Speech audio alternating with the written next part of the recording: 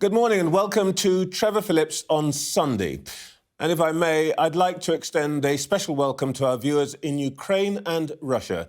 To you, Dobroho Ranku and Dobroje Utro. There's only one topic for us this morning. We're told that the authorities in Moscow ordered our journalistic colleagues there not to refer to what has taken place as an invasion. Well, here at Sky, we tend to describe a spade as a spade, so we will be talking about the Russian invasion of its independent sovereign neighbour, Ukraine. Does an independent Ukraine still exist this morning? And if it does, for how long can it hold out against the Russian invasion? We're joined by a range of guests to try to cut through the fog of war and to discuss what it means for us here at home. Up first, I'll be speaking to the Foreign Secretary Liz Truss. Next, in a week where Labour has pledged to show unity with the government against Russia's actions, we'll hear from the Shadow Foreign Secretary David Lammy. As the military situation unfolds, we'll get the assessment of the threat posed by Russia on the ground, under the sea and in cyberspace from General Sir Chris Deverell, former head of the UK's Joint Forces Command. Will sanctions be enough to stop Vladimir Putin? We'll get the view of Brian O'Toole, a former US Treasury official who helped design and coordinate the sanctions against Russia after the annexation of Crimea in 2014. And we'll hear from Alicia Kearns, Conservative member of the Commons Foreign Affairs Committee, who visited Ukraine earlier this year. And how is the invasion being viewed in Moscow? Could it turn out to be a boost for opponents of the Russian president? I'll speak to Vladimir Kara-Murza, a leading Russian opponent of Vladimir Putin. And we'll look at the wider impact of the conflict on the global economy and on the pocket of consumers with Vicky Pryce, former chief government economist. But first, let's talk to the Foreign Secretary Liz Truss, who joins me in the studio. Good morning, Foreign Secretary. Good morning. Where is the military balance this morning? Well, what we're seeing that the Ukrainian forces are continuing to resist Russian advances.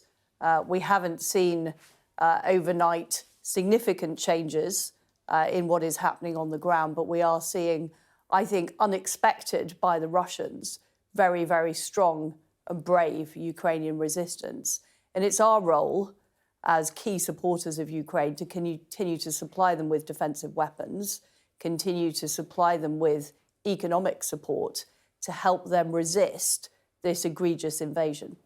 To what extent do you think that Mr. Putin has failed to object his first, 3-day objectives? Well, we said before this invasion took place that Vladimir Putin would be making a massive strategic mistake. First of all, because the Ukrainians would fight.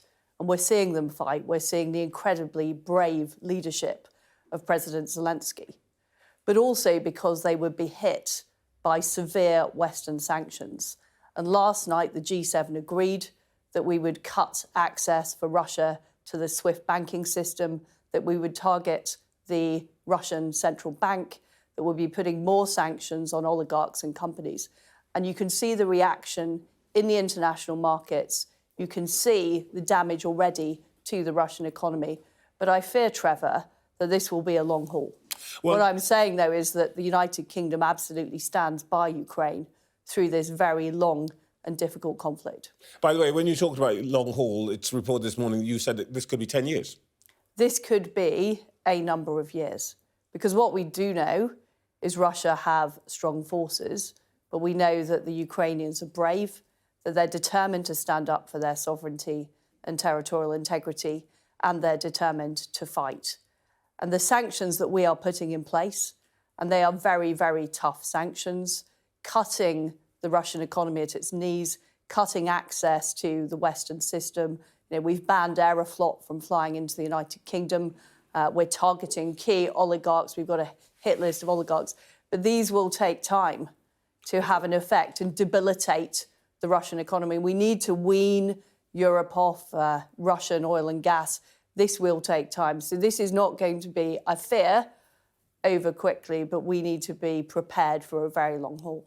I want to come to the sanctions question in a moment, but sticking with a military issue, what actual military support are we offering to Ukraine? So we've trained up 20,000 Ukrainian soldiers. We've put support into the Ukrainian Navy. We've supplied anti-tank weapons, which are being used by the Ukrainians. And we continue to supply defensive weaponry for the Ukrainians to use. We've also the Defence Secretary led a donor conference on Friday with 25 other countries. They have pledged also to support. And last night we saw that Germany has changed its position. Germany is now going to be supplying defensive weapons into Ukraine. So we're seeing a huge uptick. And Britain really has led in this. We were the first country in Europe to supply defensive weapons to Ukraine. We're now seeing others supply defensive weapons as well. And this is vitally important to help the Ukrainians resist the Russian invasion and the Russian advance. And what we're also seeing is just the huge motivation of the Ukrainian forces. You know, they are fighting for their country, but they're also fighting for freedom and democracy. And it's vitally important that Putin's ambitions stop in Ukraine. You know, he's stated publicly that, you know, he wants to regain control of vast swathes of Eastern Europe, whether it's Poland, Moldova, the Baltics. We must make sure that we are doing all we can to back the Ukrainian resistance. There's clearly, as you say, great resistance here. But one of the things that I think is now being contemplated is if the Russians feel that they are being frustrated, their response might not be to step back. It might be to deploy greater firepower. How serious do you think this could become? I fear you are absolutely right, Trevor. We've already seen the response from the Russian government. We've seen the actions taken despite all of the warnings about the severe cost of this conflict in terms of humanitarian cost, in terms of cost for the Russian state. I mean, this could well be the beginning of the end for Putin. And I fear that he is determined to use the most unsavoury means in this war. But he should be aware that the International Criminal Court is already looking at what is happening in Ukraine. And you know, there will be serious consequences for him personally and for the Russian government. How far do you think he can go? I mean, he has chemical, biological weapons. He has nuclear weapons. How bloody could this actually become? I fear this conflict could be very, very bloody. And we've already seen civilians targeted by the Russian government. I urge the Russians not to escalate this conflict, but we do need to be prepared for Russia to seek to use even worse weapons. I think it would be hugely devastating. Russia is already isolated internationally. The UN Security Council, not a single country voted with Russia. Everybody is dissociating themselves from Russia. They are being cut off from the international community financially, diplomatically, politically, and that would simply make it even worse. We saw in Syria the use of chemical weapons, banned weapons. Could that be a factor here? And, you know, one doesn't want to over-dramatise this, but let's be frank. Ukraine was the site of many what used to be called battlefield nuclear weapons. Are we talking, in worst circumstances, that kind of carnage? We need to avoid this at all costs. This is why it is so important, the work we are doing to degrade the Russian military complex. We're stopping the export of technologies to Russia. We are stopping the ability of those military companies to raise money in the international markets. We're cutting off the SWIFT system from Russia, precisely so that they cannot fund this war machine anymore. We have said that we're standing shoulder to shoulder. We are going to do everything for Ukrainians. Well, of course, one of the consequences of this action, even before any of the kinds of things we've just been talking about happens, will be a flow of refugees. 150,000 apparently have left. The UN talks about 5 million. Some of those people will want to come here. What are we going to do to admit those people from Ukraine who maybe have families here At the moment, the visa regime seems extremely bureaucratic and restrictive. Have you any thought about how it's going to be made easier for people to flee? Well, the Prime Minister has already been very clear that we are a country that welcomes refugees, that we will do all we can to support the Ukrainians. We're already putting in a lot of humanitarian assistance at the border. Of course, the main thing we can do is support the Ukrainians to fight for their country so that they can have a long-term future in Ukraine. That's extremely important, Trevor. But telling people whose families are here, who are Ukrainian, who want to bring their families out, that you have to apply for a seasonal worker visa does not sound that welcoming. We are looking at what more we can do, Trevor. And the Prime Minister was very clear last night that we will be welcoming refugees from Ukraine. We're already expediting our visa processes, our passport processes. We've got a 24/7 operation running at the Foreign Office, helping people with emergency travel documents. But I can tell you, Trevor, we are looking at what more we can do. But come on, you better we'll be saying more about this very shortly. Well, I hope you might want to say something about that today, because today, people in Ukraine are saying, we have to travel to Lviv to get a visa in Ukraine. If we want a British visa, we have to get out of Ukraine to Poland or Romania or Moldova. That is not easy. That is not welcoming. Why not simply say that people who can get from Ukraine to here, who have relatives, who have a place to go, will have at least a temporary visa, and then you can do the investigations and all of that. Why not be clear about it today? Because in Kyiv, what they're hearing is the British aren't that keen on you coming. Well, first of all, I can completely say that is not true. The United Kingdom does welcome refugees, and we want to do all we can to support Ukraine. Economically, we're supporting the humanitarian effort. I had a call last night with the United Nations about how we support making sure the humanitarian response is completely in place, how we protect humanitarian corridors out of Ukraine. So we are doing all that work. I know it's difficult, and I completely appreciate the difficult of communications in Ukraine. There is an online system that people can use to apply for visas. But as I say, we are looking urgently, Trevor, we're looking urgently at what more we can do to support people in Ukraine.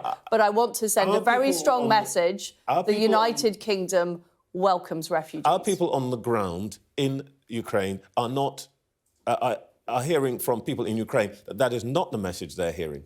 What they're hearing is it's difficult to come to Britain. And after they've complained that we were a bit slow in getting the weapons and all the rest of it, it's not a great look for us, is it? Well, can I just pull you up on the point about the defensive weapons? We were the first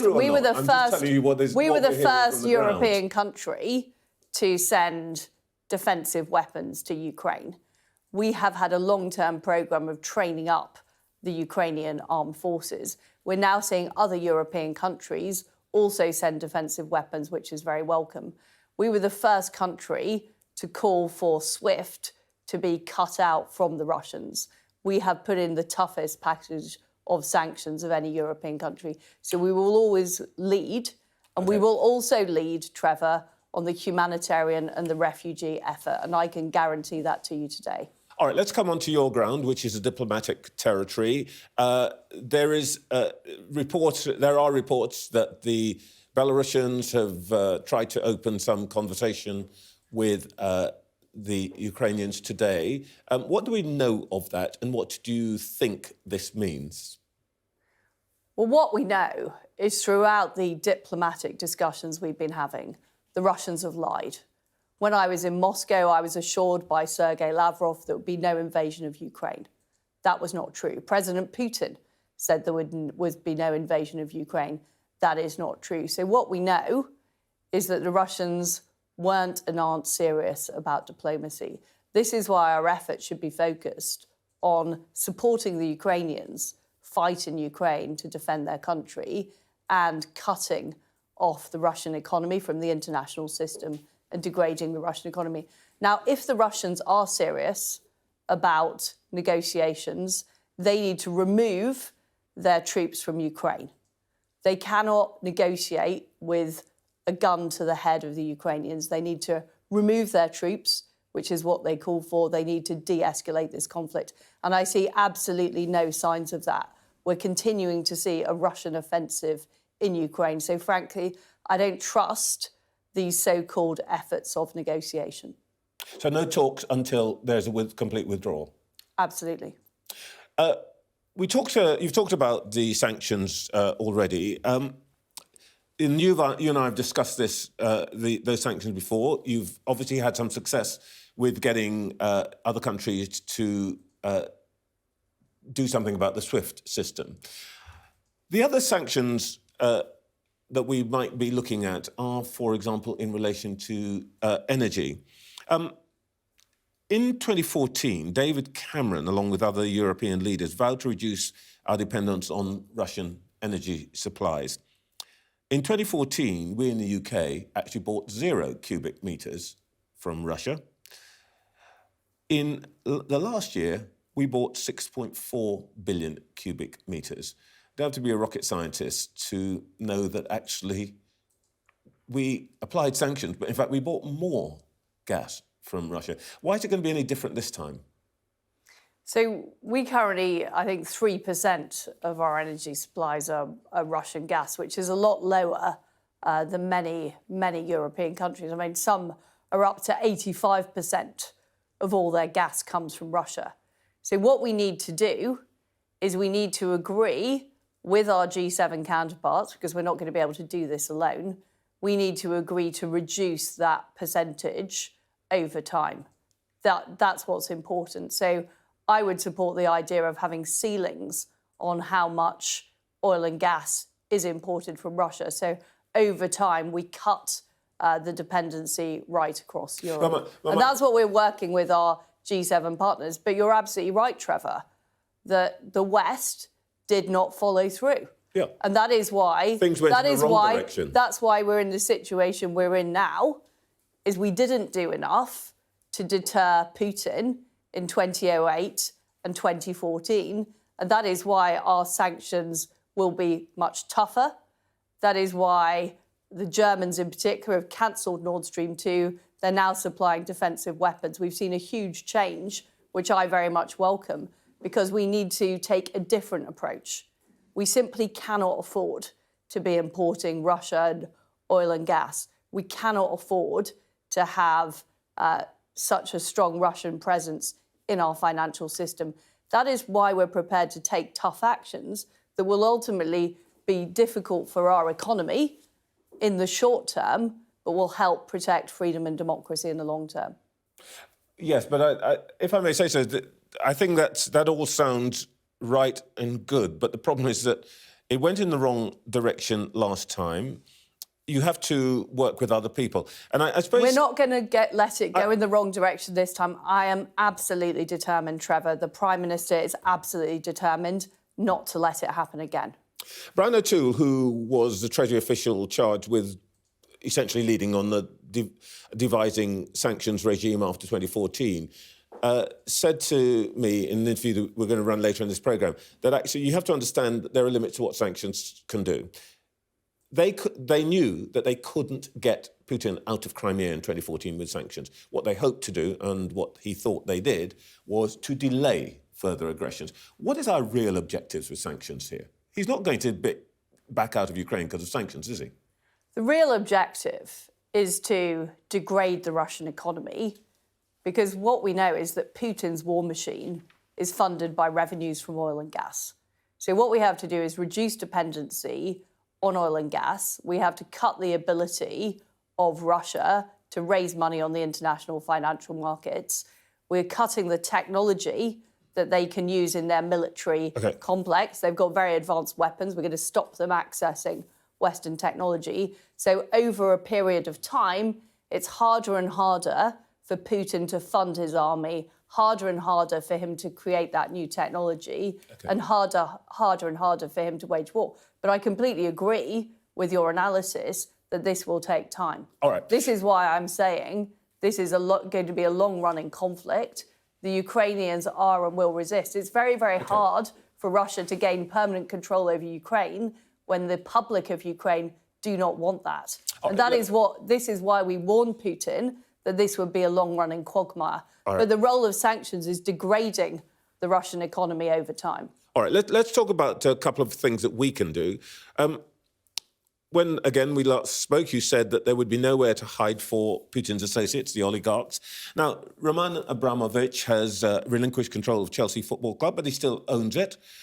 And that means that if you come after his assets, for an example, if you were to come after his assets, Chelsea Football Club would be beyond your reach. In truth, unless you change the way that all companies operate in London, the oligarchs and their British lawyers will still be able to protect their assets, won't they? Well, this week we'll be introducing the Economic Crime Bill, which will create a lot more transparency around the structures of these companies and make it much clearer what is going on. I've compiled a hit list of oligarchs, people who... Is Abramovich on it? I'm not going to say who is on the list, but what I can tell you is there are over 100 billionaires in Russia. We have compiled a hit list of oligarchs. We're working through and putting the cases together. And every few weeks, we will sanction new oligarchs. There will be a rolling programme of sanctions. We will go through the hit list. We're targeting oligarchs' private jets. We'll be targeting their properties. We'll be targeting other possessions that they have. And there will be nowhere to hide. All right, look, lastly, everybody knows Newton's law. To every action, there's a reaction. We'll do the sanctions and so on. It's estimated that energy bills might now climb to 3,000.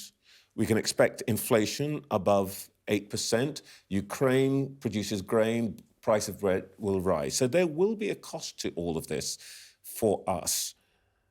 I wonder, for us to make a difference, our people are going to have to face some suffering, some consequences. Are you going to level with the British people that in order to force change in Moscow, people in Manchester and Maidstone and Merthyr Tydfil, anywhere else begins with M, are going to make sacrifices in this country as for what Neville Chamberlain once described as a quarrel in a faraway country between people of which we know nothing? Are you going to be clear with Britain that if we're going to fight this long battle, they are going to have to sacrifice? Well, first of all, the sacrifices that we are going to have to undertake in Britain are nothing like the sacrifices that people in Ukraine are suffering now. They are having to arm themselves. They are having to fight on the streets due to a completely unprovoked invasion by the Russians. And my thoughts are with the people of Ukraine and the difficult struggle that they have ahead of them. But we're not just fighting for the people of Ukraine and the sovereignty and self-determination of Ukraine. This long-running conflict is about freedom and democracy in Europe. Because if we don't stop Putin in Ukraine, we are going to see others under threat. The Baltics, Poland, Moldova, and it could end up in a conflict with NATO. We do not want to go there. That is why it's so important that we make the sacrifices now. And yes, there will be an economic cost here in Britain. There will be a cost in terms of access to oil and gas markets. We don't import much here, but there are a lot of imports into continental Europe from Russian gas, so inevitably there will be impacts. But we have to, and I firmly believe the British public understand the price we would pay if we don't stand up to Putin now. The price we would pay is much greater in the long term. And frankly, over the past 15 years, we haven't done enough to stand up to Putin. We're now facing the reality of what that means. And that is why we are taking a much tougher stand now. Liz Truss, thank you very much. Thank you. We've plenty more coming up, but if you want the latest on the Ukraine invasion while you watch us, you can scan the QR code on the screen right now, which will take you to the very latest from our teams on the ground and beyond. Vladimir Putin seeks division, so we must stand united. The words of Labour leader Sir Keir Starmer earlier in the week. But what are the limits to the opposition's willingness to support the government's measures against Russia? And where do they think further action should be taken? Joining me now from central London is the Shadow Foreign Secretary, David Lammy.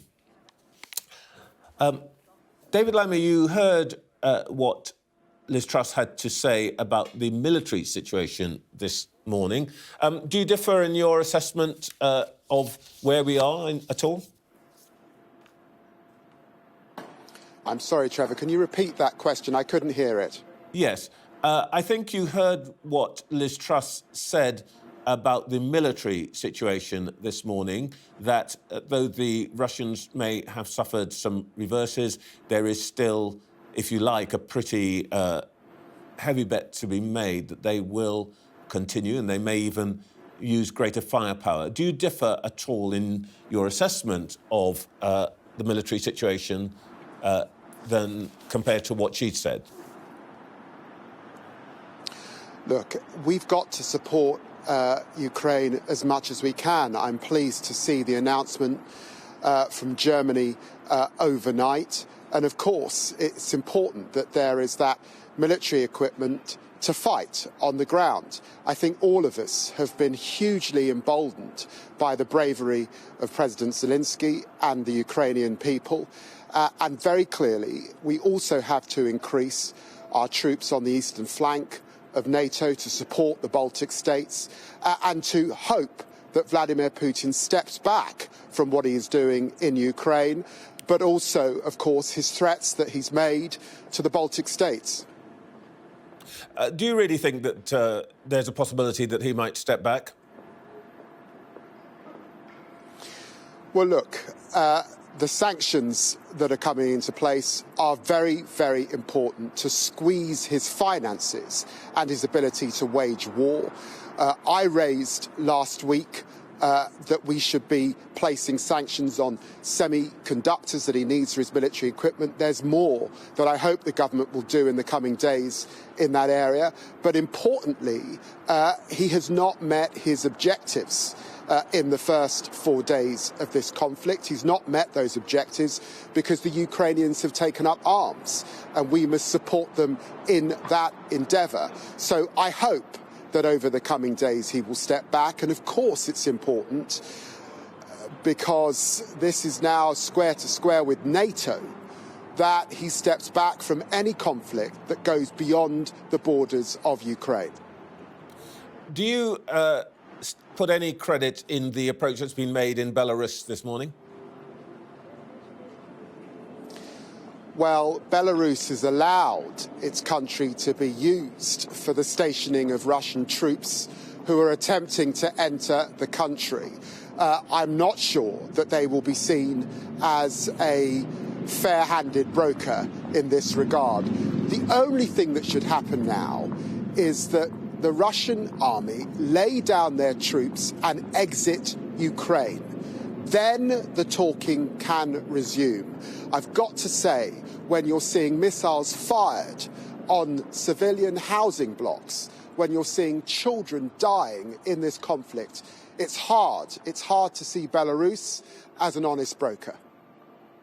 OK, it seems to me that you're at one with government on that. Your colleague Yvette Cooper, however, has been critical this morning of the government's response to the likely demand for visas from people in Ukraine. What precisely would you like the government to do? How should the visa regime be changed? Look, the government have got a visa scheme. It's bureaucratic. There's a lot of red tape. It's insisting that people demonstrate salaries, that they have family ties to this country. People are fleeing with their children in their arms. Why would you ask people how rich they are to enter our country? Of course there are some people who may not have family ties but want to come into this country. No, we should have a scheme and a process that's similar to the scheme that we had after the Balkans, that's as generous as the schemes that we've had in the past when we allowed people to flee Idi Amin from Uganda, when we allowed people to flee conflict in Cyprus, when we allowed the Vietnamese boat people to enter our country. That's the sort of generosity that the British people expect. And frankly, suggesting that people should use this scheme that effectively fruit pickers come to this country on is totally, totally unacceptable. So you would say that we should essentially open the doors to people who are coming out of the Ukraine or coming out of neighbouring states, bearing in mind the UN's talked about 5 million potential refugees? We need a safe sanctuary scheme similar to the one that we had after the Balkans, Trevor. The vast majority of refugees will want to settle in Hungary, in Poland, in the Baltic states. That is the estimation of the UN. But there are some people who will want to make their way to our country for whatever reason. And of course, we should have a simplified process, a simplified scheme, as we're seeing other colleagues doing in the UN, not a scheme with lots of bureaucracy, lots of red tape, and effectively that tells people that they should come as occasional workers and pick our fruit. That is not the generosity you expect of our country in matters of war, and it is not consistent, frankly, with what we have done in the past when people have been fleeing conflict. All right, let's talk about some of the things that Labour has proposed. Your leader said yesterday that the Russian ambassador should be thrown out of this country. How would that help? He came to Parliament a few weeks ago and we asked him, what is Russia doing with troops on the border? He denied that Russia was building troops. Has Russia got plans to come into the country? He said, no, they do not want to invade Ukraine. We've had lie after lie. And just as other countries have said, look, to their ambassadors, leave our country, it is time for him to leave our country. Well, I don't want to make too big a thing about this, but I think it was the British who coined the phrase that a diplomat is a man or person sent abroad to lie for his country. But let me just ask you again, how would that make any difference to the people of Ukraine? And who would, if there was no Russian ambassador, who would you pick up the phone to pursue the diplomatic channels that you've been talking about? Trevor, we are currently in a situation, effectively, of war from Russia to Ukraine. That's what we've got. We are now going to cut Russia out of the financial system. The posture of Vladimir Putin will be or our relationship, with Vladimir Putin will be very hard to recover over the coming weeks, because clearly he is determined, if you listen to him, to exact a price on the Ukrainian government, and he is threatening in relation to the West. Of course, given the lies that he has told, consistent with the pariah state that Russia has now become, no country in the UN supporting this action, we should say to his Russian ambassador that he should leave the country. OK, well, I think the question I'm really asking is about the things where you appear to differ from the government. I'm really trying to get some idea about the proportionality of the measures that you are proposing. You've issued a press release this morning in the name of Rachel Reeves, yourself, and Nicholas Symonds-Smith, who I think that's actually not Nicholas Symonds-Smith, is it? It's another Labour frontbencher. I just wanted to check. There's a sanctions letter that myself and Rachel Reeves have issued this morning. We are saying that we think there should be more banks listed. We can't understand why it's still the case that there are major banks that are not subject to Russian banks that are not subject to sanctions. We've raised issues about the sectors including. Insurance should be included. It should not be possible for Vladimir Putin to effectively de-risk his war escapade in Ukraine. We're concerned about family members of some of those oligarchs. You heard from Liz Truss, her saying that she wants to bring forward 100 names. Where are those names? There are names on the US list that are not on the UK list. Why aren't we banning the export of luxury goods? So those are the issues that we're raising this morning and that we will scrutinise with the government when they bring forward their further plans for sanctions in Parliament tomorrow. All right. Sorry, I raised the issue of the name because actually the third person on that is, I think, Nick Thomas Simons, who is your trade spokesperson. And the first thing that you have proposed in that letter is a ban on the export of luxury goods. And you refer to the list of banned luxury goods that was drawn up in the Syrian conflict. Is it genuinely your contention that if we deprive Mr. Putin of Jaguar cars, Wedgwood crockery and chocolate truffles, which are the only three things on that list which he can only pretty much get from Britain, that that's going to change his mind? Trevor, with all seriousness, we have been raising consistently, implementing in full the Russia report, dealing with dirty my point is actually money, about seriousness. dealing with those shell companies, thing on your list and of things to do. in relation to luxury goods, we're talking about oligarchs that come to London. It was the first point on your list of 5 things, luxury goods and I'm from this actually country, asking about your and seriousness. That's why here. you include them on the list. I'm sorry. My question is, do you think that will actually change anybody's mind? It's part of a package of measures that, of course, we've been calling for. And that includes the export of luxury goods, alongside all of those banks, many of which aren't mentioned, alongside naming the 100 oligarchs, dealing with those entities, dealing with family members, all of it consistent with us cutting Russia out of the financial system and squeezing Putin, the people around him, and indeed the ability for him to finance war, squeezing him very hard indeed. Shadow Foreign Secretary, thank you very much. Thank you. Let's get some analysis now of the Russian military operation so far and the questions they pose for the UK and NATO. Joining me now is Sir Chris Deverill, former commander of the UK's Joint Forces Command. Good morning, General. You've commanded an armoured brigade. What's your assessment of the success or otherwise of Mr. Putin's invasion plan to date? Well, good morning, Trevor. It's great to be with you on this sunny Sunday morning, but I think these are dark days for Europe. I think it's a bit early to draw conclusions about the success or otherwise of the Russian campaign. We're actually only 4 days into the conflict. I think it's possible that the Russians have some logistic issues, and it is likely that the Ukrainians are fighting back hard. But I also think that at some point, it's likely that the Russians will take control of Kiev, though not without a fight.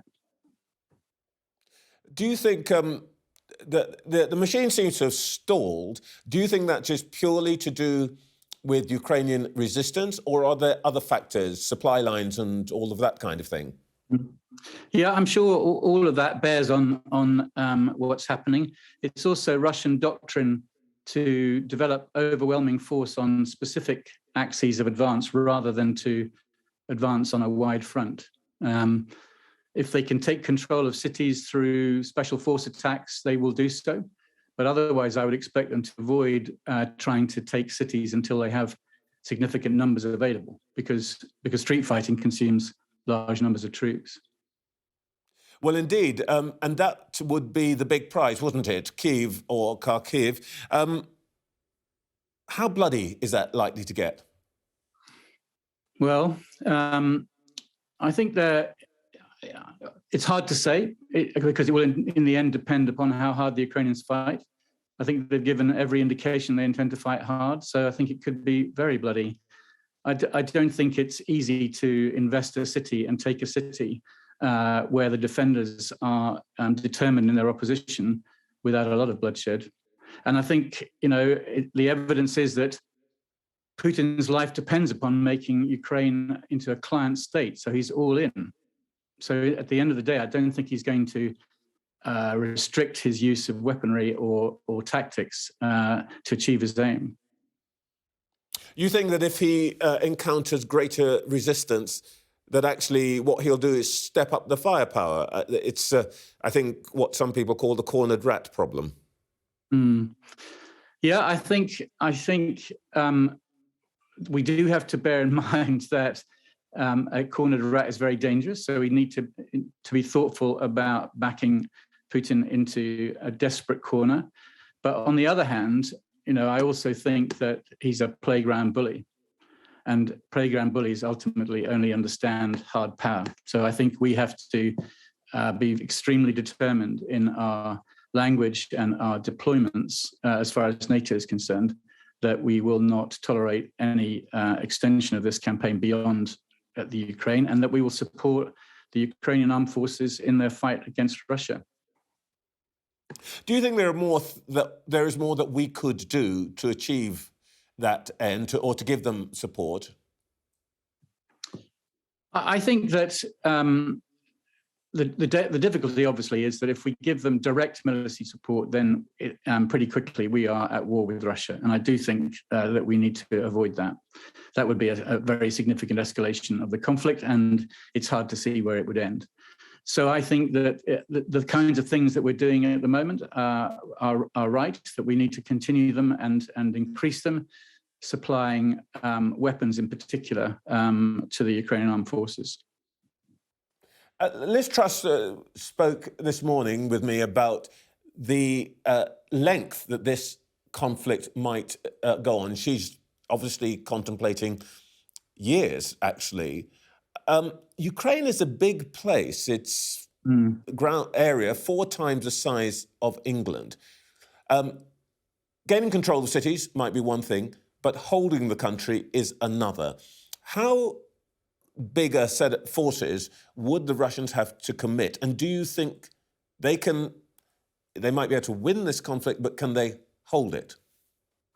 Yeah, I mean, I'm a bit baffled by this point. I think that Putin may well have enough troops to take control of large swathes of the country to bring to a point the end of the direct military confrontation. But I just can't see how he has enough troops to maintain that control across a country of 44 million people, the size it is, even with extraordinary violent repression, which I'm sure he would use, especially since the people are never going to forgive him, and lots of other countries will likely lend support to an insurgency. So I must say, I don't understand how he thinks this ends well for him. I think he's made an absolutely major miscalculation. So you think that there may be strategic errors here? I mean, there is some conversation going on about why did he do this in the way he has done it? This is an odd way perhaps to put it. If you had been advising him, would you have, once he decided he wanted to invade, would you have advised him to do it in the way he's done it? Well, I come back to my point I made earlier. We are early days. I mean, if you think about the invasion of Iraq in 2003 by the West, 3 or 4 days into the campaign, it looked pretty awful, I have to say. I was part of that invasion, and it didn't feel good from the point of view of the attackers. So I don't think we can yet conclude that this invasion is in deep trouble. But I do think that I would have been advising him not to do it in the first place. I can't see how the thought of a victory over the Ukrainian armed forces is the same thing as control of the country. That's what I would have been telling him. You'd need many, many, many more troops to achieve the latter. You were responsible for our cyber defences, and this conflict may be fought on several different grounds, under the sea, in cyberspace, in space itself. What other tools does he have at his disposal, and how well prepared are we to confront them? So I think we should remember that Russia or its proxies have been attacking Ukraine with cyber for many years. They took down, for example, the Ukrainian power grid in 2015 and the famous NotPetya malware attack in 2017, which was disguised as ransomware, but intended to destroy data on affected machines, had a massive impact. And since in the last month and increasingly the last few days, there have been attacks on Ukrainian government websites and on banks and other government departments, so-called wiper attacks where data is destroyed, or denial of service attacks where websites are closed down. So that is not a new tactic for Putin, and he will continue to do it. He doesn't need necessarily to intend to do the same to us for this to cause us harm. I mean, taking the example of the NotPetya attack, which I mentioned a moment ago, when that happened, it was targeted at Ukraine, but it had a massive effect globally. It leaked out of Ukraine, and some estimates put the total global cost at $10 billion. So the use of cyber could spread outside Ukraine, arguably more easily than armed conflict. As to whether we are better protected, and I think we definitely are. So the NotPetya attack in particular, I think, was a wake-up call for the UK, and we now have an excellent national cybersecurity centre which is leading the defence of UK systems, and we also now have a national cyber force which is capable of offensive action in cyberspace. Should we be attacked? So I think we're much better off than we were, and I do think we ought to keep the cyber risk in perspective as well. You hear a lot of people talking about mass cyber attacks. I don't think that's how cyber really happens.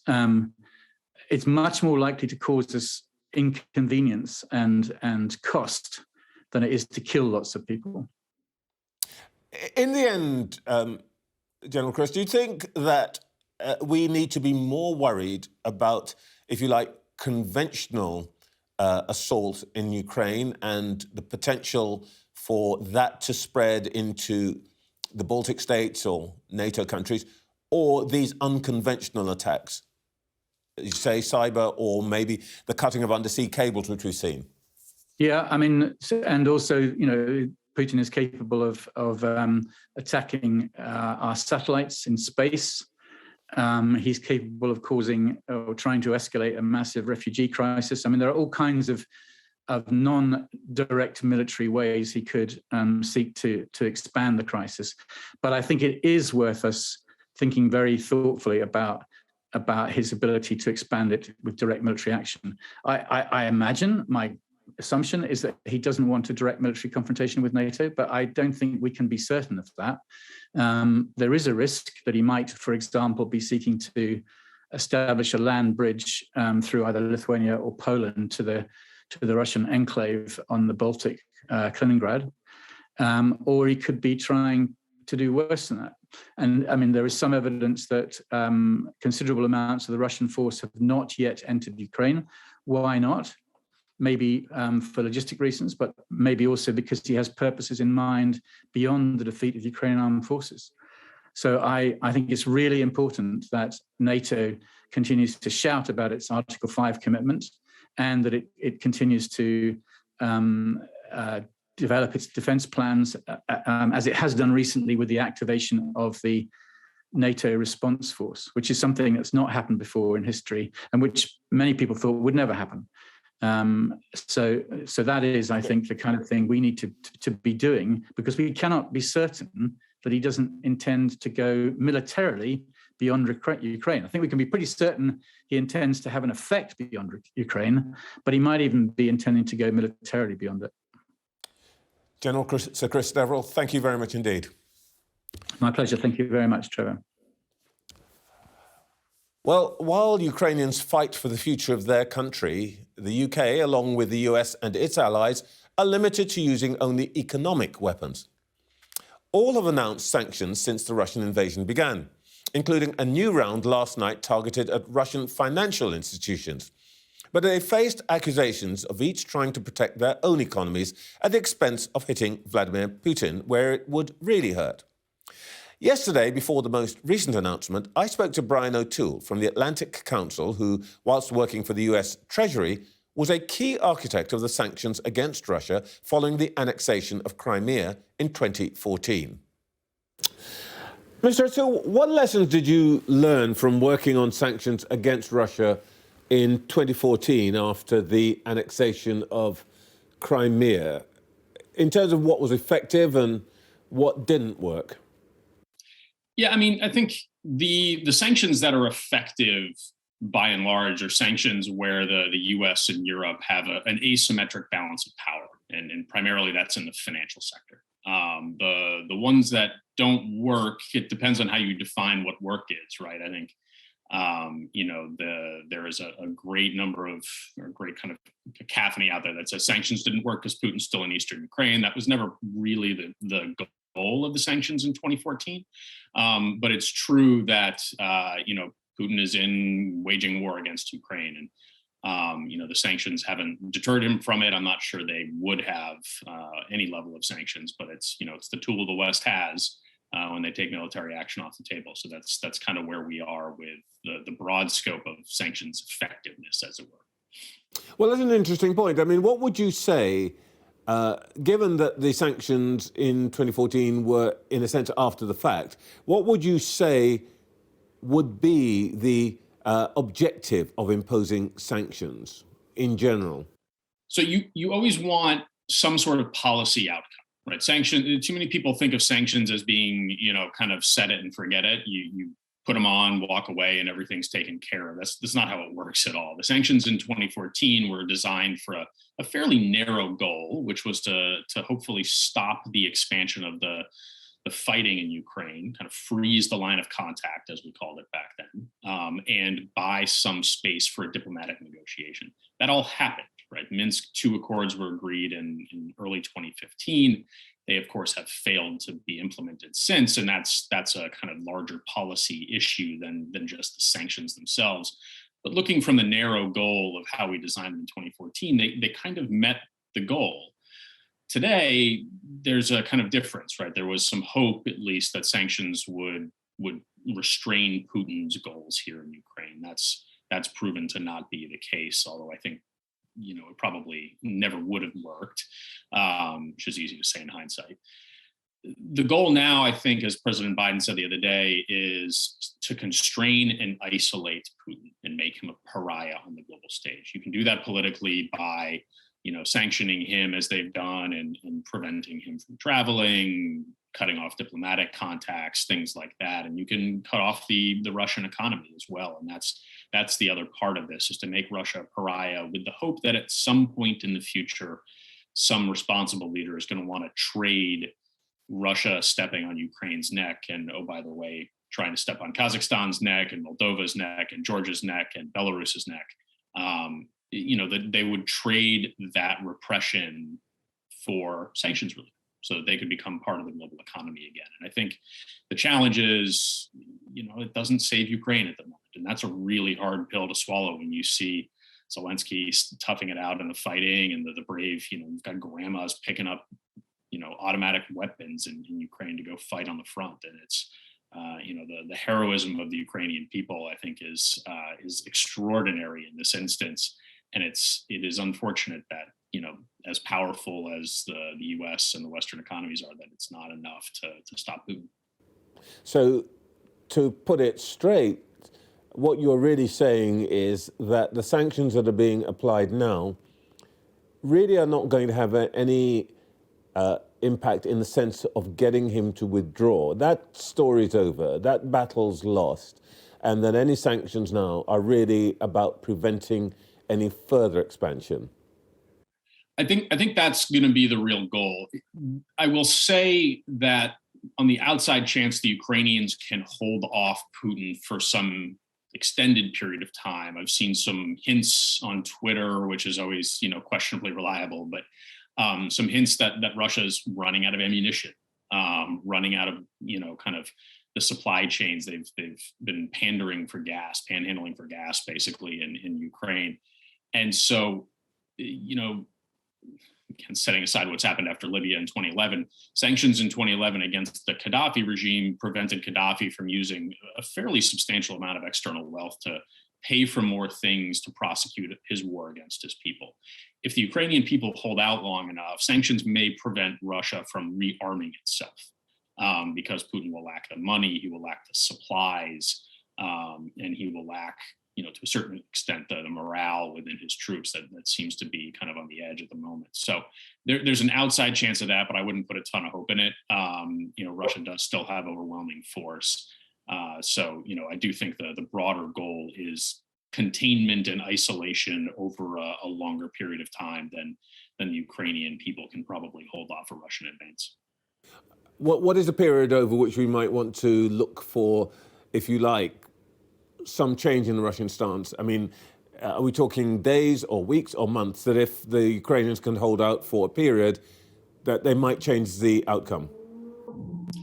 I think you're probably looking at weeks to months for the kind of military aspect. If Russia is indeed running out of ammunition and weapons, then that's not easily replaceable, and this starts to drag out further, and the economic pain can take a bigger bite out of the Russian economy and maybe cause some rethinking in Moscow. Again, I don't hold out great hopes for that. I think the more likely scenario is months to years, is the kind of longer term outlook. And look, realistically, it's when Putin is on his way out, or is out of power. Do you think that there is a problem that there are too many countries who stand to lose too much if they really took action against Russia? It's certainly a factor. Whether it's a problem depends a little bit. One of the things that I've tried to reiterate to folks is that, US sanctions by themselves have something like 75% of the impact that sanctions that the US and EU take jointly. And the reason is because the US financial system is so dominant in global markets that most EU banks are just going to kind of go along, right? So it makes the United States decisions kind of increasingly or kind of inherently much more powerful than anybody else out there. And that can kind of pull the EU along if the EU does not do the same exact set of sanctions because of the 27 member states that they have to convince, some of which have different relationships with Russia than others.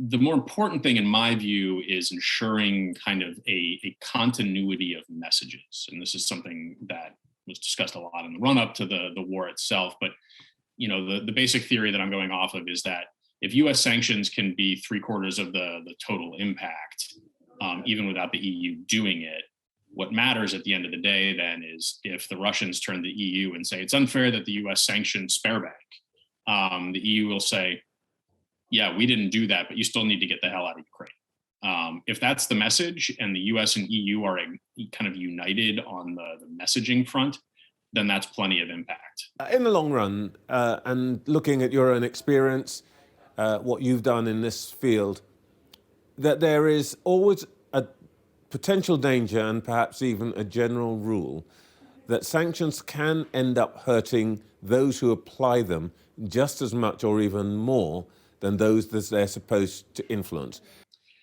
It's an absolutely fair point, and that's what policymakers weigh when they impose sanctions. The U.S. imposed kind of financing restrictions on Gazprom earlier this week, the major Russian gas company, and President Biden didn't even mention it in his remarks, clearly because what he was trying to do was calm the nerves of financial markets.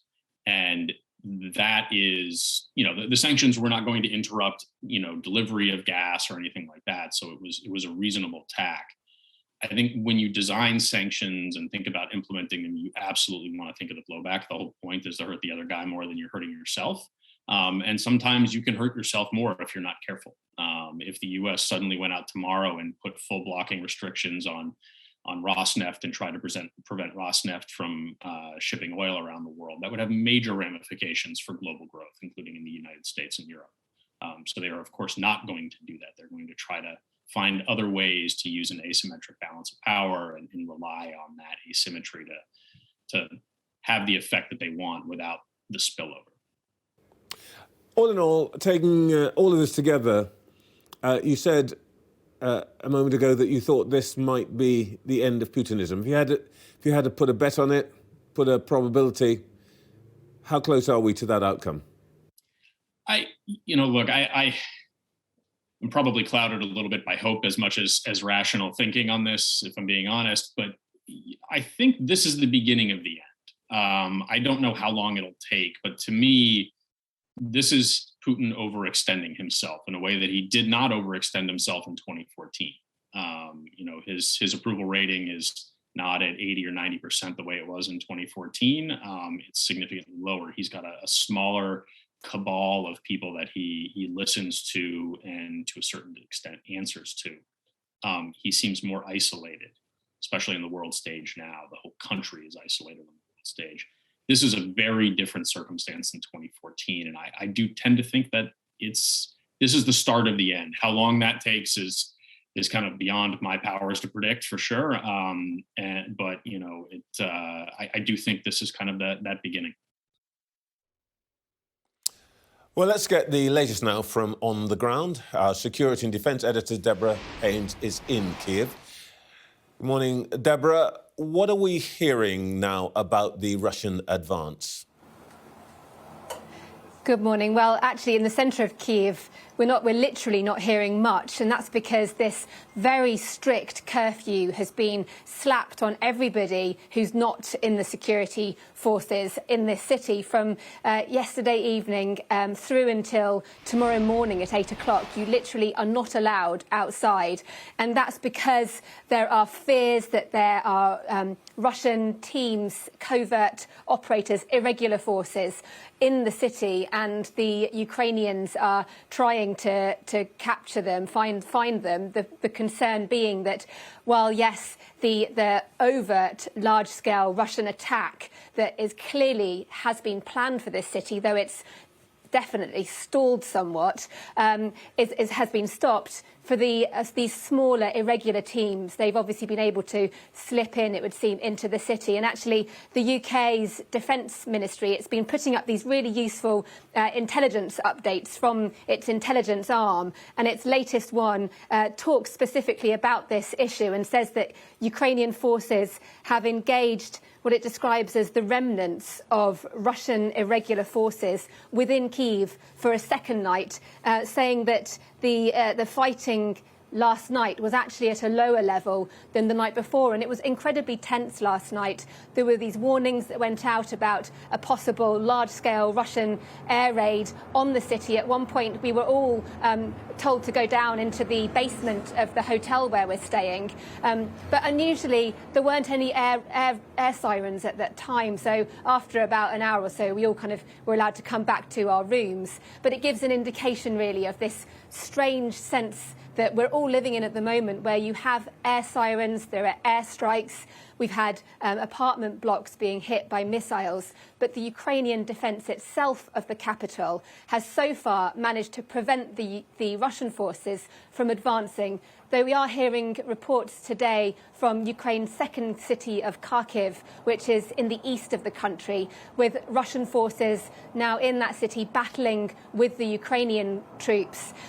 It's clearly still a large-scale invasion going on, but it's also clearly not going to the timescale that President Putin had wanted. And that's significant because the longer an invading force stays on foreign territory without achieving the objectives it set itself and its supply chains for, then the harder it does get for that invading force. And that's why it seems you've got the Ukrainians still rallying their defences, even today announcing the creation of effectively a foreign legion, so asking for international volunteers who might want to come and sign up to go to their embassies in their respective countries and come and fight. Deborah, thank you so much, and come back safely. Let's get some more political reaction now. Alicia Kearns is a Conservative MP who sits on the Commons Foreign Affairs Select Committee. Good morning, Ms Kearns. Morning. The Prime Minister announced this week the largest set of economic sanctions against Russia. Now, Jeremy Hunt, the former Foreign Secretary, said economic sanctions would not go far enough and that a, quote, fundamental review of our military capability was needed. Do you agree? What's your assessment of the UK's reaction to what has happened? I think we all know at the start of the week I was calling for us to go faster and harder in terms of the sanctions we put in place. But I think what we are absolutely seeing is the UK leading from the front. I called at the start of the week for a ban on all Russian banks, for us to be looking at dealing with Russian access to the Bosphorus, for us to be making sure that we really put in place these meaningful strikes and sanctions. And that is what they've done. And crucially, when I speak to my counterparts across the world, and when I speak to MPs in Ukraine, and when I speak to those on G7 calls, they're very clear that it's Boris Johnson who's been leading from the front and really pushing for meaningful action on this. So you think that what he's done is appropriate and pretty much as far as he can go? Of course, I was talking to the Foreign Secretary earlier this morning and we were discussing the price that we as a country would have to pay. Gas and petrol and food prices surged after the invasion, and the chair of your committee, Foreign Affairs Committee, said that the cost of living will be driven by war. Same question I asked Liz Truss, really. What are you going to say to people who are already struggling to pay their bills and worried that this invasion of Ukraine will only make the cost of living crisis worse? I think we have to have a really adult conversation with every single member of the British public, and this is something that we haven't done for decades. We've always told the public that national security issues are too difficult, too complicated, and we've infantilized them. I think what we're seeing this week is the government saying, yes, there is going to be a cost. Yes, Ukraine is the breadbasket of Europe. And yes, war is going to drive up our costs. But when I walked around my constituency over the last few days, people haven't been saying to me, I'm worried about bread prices, I'm worried about this. Of course they are. But what they're mainly worried about is war in Europe. What they're mainly worried about is the scenes they're seeing of children having been shipped out of their homes, of attacks using cluster bombs on civilian sites. And they all recognise this isn't just Ukraine under attack. This is all our values, and this is the Western world order. So I think we have to have an adult conversation, but I'm absolutely confident the British people are behind us, and they know it's going to be not very easy for the next few months. That is indeed what the Foreign Secretary said, but the Foreign Secretary also said that she thought that for the last 15 years we've been too soft on Putin. The smart member of the public might say, you guys basically failed in dealing with this man, and now you're expecting us to pay the price. Look, I've been very clear since I became a member of parliament that for too long there have been no consequences for Putin's actions. He continually ratchets and ratchets and ratchets, and there's been no meaningful response to what he's done. And that's why what we've seen at the back end of this week has been so important. You know, the news yesterday that we've managed to bring the entire international community to agree to banning SWIFT, something the UK's wanted to do, and it's taken diplomacy to get them in line for. And the fact that there's going to be restrictions on the Russian central bank, now that is a true economic strike on the Russian government. They've got about 300 billion of gold reserves abroad. That is going to affect their liquidity. They will not be able to access the cash they need, and that's when banks fail, when you starve them. I agree the international community has been too soft on Putin, but that is an international effort. And even if we have been stronger on Putin, if he had decided to invade Ukraine as he has, and I genuinely don't believe he could have been deterred looking at what we've seen, there would still have been these immediate costs, as there always are when war, unfortunately, comes to our neighbourhood. General Sir Chris Deverell made, I think, an interesting point in our conversation with him, that this could spread in various ways. Well, one way I know that your committee has been keeping an eye on is what happens to the east of Russia, that is to say, China. And one ally that Mr. Putin might have thought he could rely on is China. But on Friday, China abstained on the UN Security Council vote. Do you think that's a blow to Russia? Without question. We have to remember that what we have that Putin doesn't is a constellation of alliances around the world, whether it's AUKUS or NATO or Five Eyes. That is what makes us strongest. And that's what's made a difference the last few days. And I do believe that we have seen a limiting of the worst excesses of Putin's military arms, his military capabilities. What we are seeing is heartbreaking. But it is not the absolute destruction, devastation that he could have brought straight away. And I believe that's because of the economic costs and unity we're seeing across the world. But what I think we're seeing from Xi Jinping is he doesn't have any appetite for this. There is no benefit to him of Ukraine coming back under the Russian fold. And I think he is absolutely nervous about this. And so I welcome the fact that China hasn't taken action. But we still shouldn't be praising them because absolutely behind the scenes, they could be agreeing to all sorts of further agreements. And I think, in fact, that China agreed to provide some wheat supplies to Putin only at the start of this week. So what China does publicly and what they do behind the scenes are two very different things. And we should be keeping an eye on both. Alicia Kearns, thank you very much for your time this morning. Vladimir Putin spent years suppressing opposition groups in Russia, but there has nonetheless been opposition to the invasion on the streets of Russian cities this weekend, raising the question of whether he may have misjudged the willingness of the Russian people to support a campaign against their neighbours and relatives. Yesterday, I spoke to Vladimir Kara-Murza, a leading Russian opposition politician. What can you tell us about the scale of anti-war demonstrations in Russia? Well, earlier this week, there were thousands of people who came out onto the streets all over the country, more than 50 cities across Russia. There were nearly 2,000 arrests made in one single evening as people all over this country are saying, not in our name, this is not our war. And this is a very important message that I hope is heard around the world. This is not Russia's war.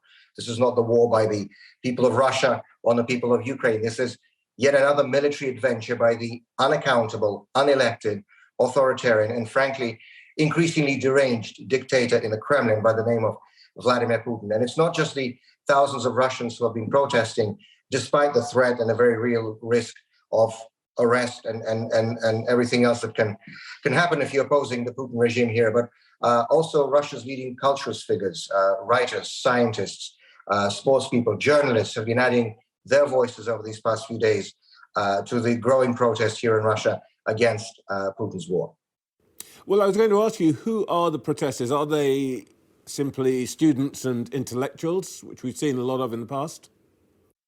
No, the protesters, it is true that they are mostly young, and I think this is a very important sign because Vladimir Putin is going to turn 70 this year, and those Russians who are coming out to protest against his regime and against this war that he's unleashed are mostly young people, and they are the future of Russia, and he isn't. Today is the 7th anniversary of the assassination of Russian opposition leader Boris Nemtsov, who was gunned down literally in front of the Kremlin walls in Moscow. Well, you were, in fact, a close associate of Mr. Nemtsov, and I guess this says that there is a price to pay for protesting in Mr. Putin's Russia. You yourself, I think, have faced reprisals.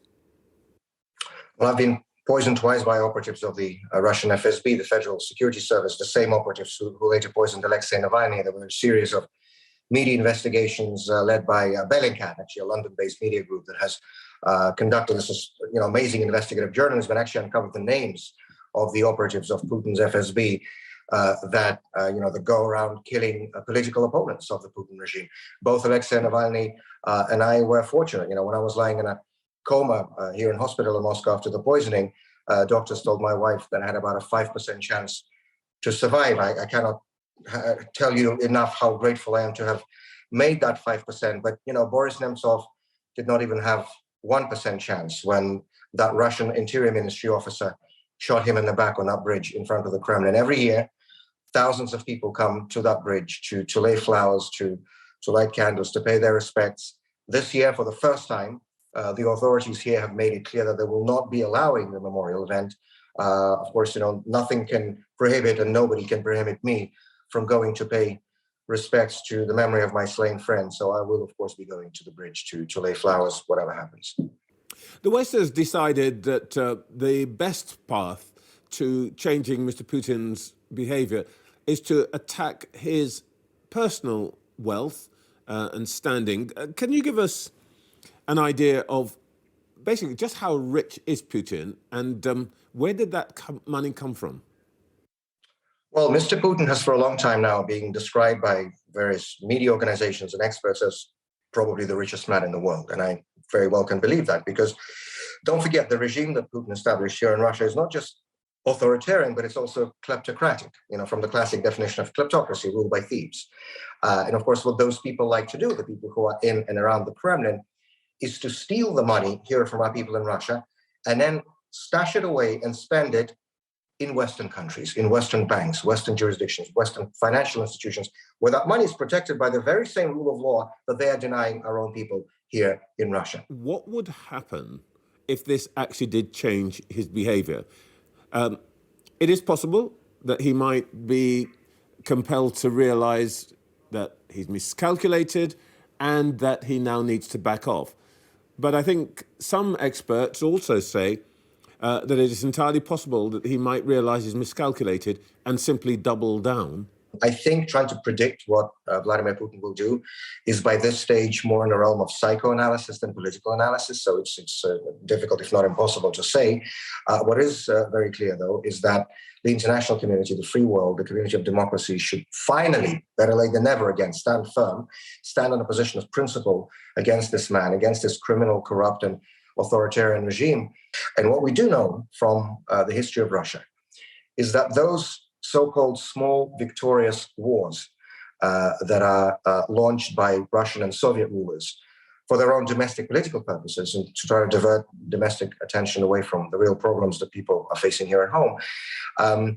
Those small victorious wars don't have a very good track record, frankly, and very often they actually have the effect that was the exact opposite of what was intended. I mean, just think back to the Crimean War in the 19th century, how that ended for the Tsarist autocracy, the Russo-Japanese War of the early 20th century, and how that ended for the Tsarist autocracy. Of course, the Soviet invasion of Afghanistan in the late 20th century, and what that did to the Communist Party of the Soviet Union. So, I mentioned already that this is not Russia's war. This is a personal military crime, a personal military adventure by Vladimir Putin, yet another in the long list. But you know what? This one may well prove to be his last. You're right. You quote the history. But of course, one of the lessons of that history is that Russian leaders seem to try it again and again. Crimea, Hungary, Czechoslovakia, Chechnya, Afghanistan, Crimea, again, and now Ukraine. Do you think that Putin is capable and willing, in any circumstances, to fight this war beyond Ukraine and into European territory, perhaps even on NATO territory? Well, you've already heard him actually threaten the use of nuclear weapons earlier this week. So again, this man is deranged. He could do anything. But I think what was also important to say is that every example you just mentioned of sort of foreign aggression that Russian or Soviet rulers were engaged in, all those examples come from the times when Russia or the Soviet Union were autocratic domestically. In those brief periods of time when Russia was a democracy, such as, for example, in the early 1990s, the Russian leadership, the Russian people stood, for example, in solidarity with the Baltic states in the early 90s when the Soviet leadership tried to send tanks into Lithuania. So there's a really important lesson here that there is a direct correlation between the domestic and the foreign here in Russia, between the domestic repression and the lack of democracy here at home and the external aggression that the Kremlin engages in. There will come a time when the politics start changing here in Russia, when the political situation starts changing, because there are millions of people in Russia who fundamentally and categorically reject everything that the Putin regime stands for, who want Russia to become a normal, modern, democratic European country that it should be. And when that day comes, which none of us can predict, because another lesson from Russian history is that major political changes in Russia can happen like this, suddenly and unexpectedly. When that day comes, I think that will be a very good day, not just for us here in Russia, for obvious reasons, but also for the rest of the world and for the rest of Europe. Well, far away from the conflict zone, vulnerable people across the world and in the UK are likely to feel increased pressure from higher fuel bills, higher food prices and potentially higher interest rates as central banks try to contain soaring inflation. Let's speak to the economist Vicky Pryce, who was formerly joint head of the United Kingdom's government's economic service. Good morning, Vicky. The global economy was already pretty fragile. What is this invasion going to do to it? Well, what the global economy was facing just before the invasion was already higher prices for oil and gas that reflected up to a point concern of what Putin might be doing or intending to do, but also, of course, a very substantial increase in demand because obviously when you're taking away restrictions so quickly, actually, that has happened in some countries, and you have already given an awful lot of cash to individuals during that period with massive monetary expansion and fiscal expansion, then you expect that demand to try and find a way to be spent. So the money will be spent on supplies which have been very hard to come by. And that has been a problem generally. So we've had supply chain issues. We've had pent-up demand that has caused quite a lot of commodities to go up in price. Industry has been facing one of the largest increases in their costs for themselves for 30 years, not just the individuals who are seeing inflation rise to highest for 40 years. And that has been reflected, of course, in consumer price inflation.